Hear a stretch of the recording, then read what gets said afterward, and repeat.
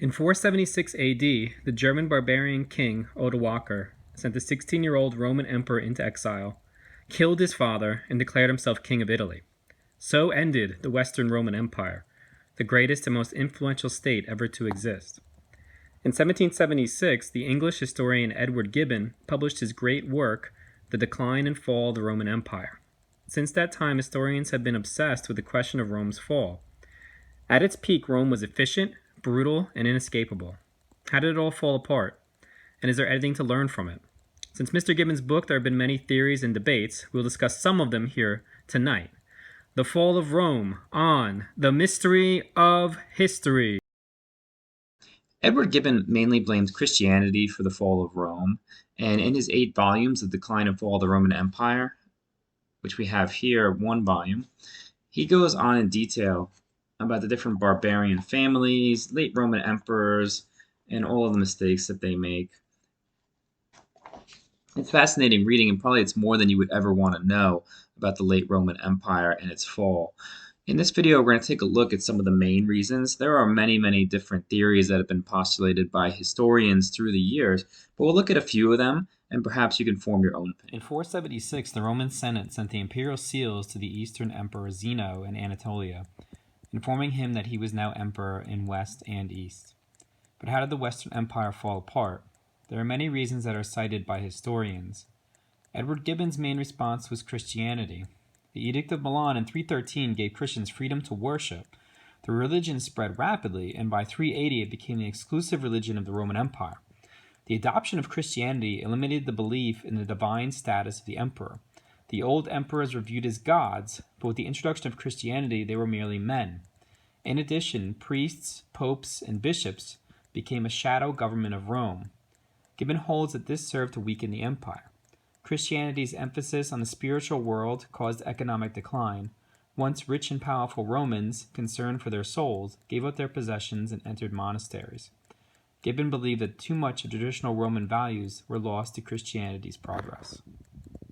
Our second reason for Rome's collapse is the loss of Roman military virtue. In the late empire, many Roman citizens refused to serve in the army. For the first time, the Roman army didn't have enough soldiers, but they still needed to defend themselves, so they hired barbarians to fight for them. Rome paid barbarians to fight invading barbarians. Essentially, the Roman army became foreign.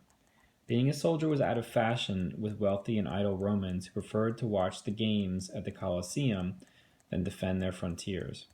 What a stark contrast to the early days of the Roman Republic, when only citizens were allowed to join the army and were eager enough to even bring their own weapons. This lack of military spirit left Rome open to attack, and when the barbarians took Rome's African provinces, the Romans were too busy watching chariot races to care.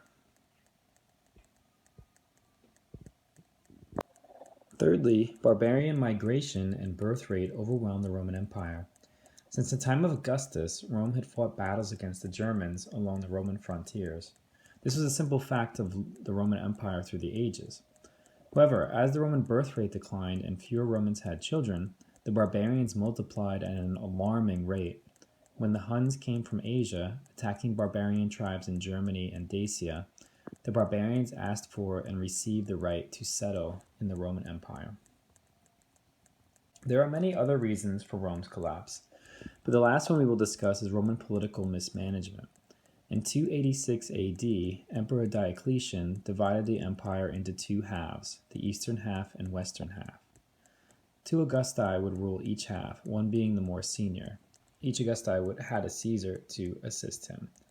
The Emperor Constantine attempted to reunite the empire, but by 395 it was formally split into eastern and western halves. These 2 parts frequently argued with each other, squabbled over resources, and drifted apart. The western half spoke Latin, followed the Pope in Rome, and dealt with frequent barbarian invasions. The eastern half spoke Greek, followed Eastern Orthodox Christianity, and had its capital at Constantinople. The eastern half eventually cared little for the old Western Roman Empire, and was even slow to assist it with military emergencies. The Western Roman Empire eventually collapsed. The Eastern Roman Empire, which later historians called the Byzantine Empire, continued for another 1,000 years, still calling themselves Romans and crowning emperors. So there you have it. Those are some of the reasons that Rome fell. The destruction of the Roman Empire was one of the most traumatic events in Western history. It left a power vacuum which was filled by chaos and violence, particularly in the early Middle Ages. It would be centuries until Europe fully recovered. I encourage you to do your own research and find your own reasons and make your own theories for the destruction of Rome and the reason that it fell apart. Until then, thanks for watching, and I'll see you next time.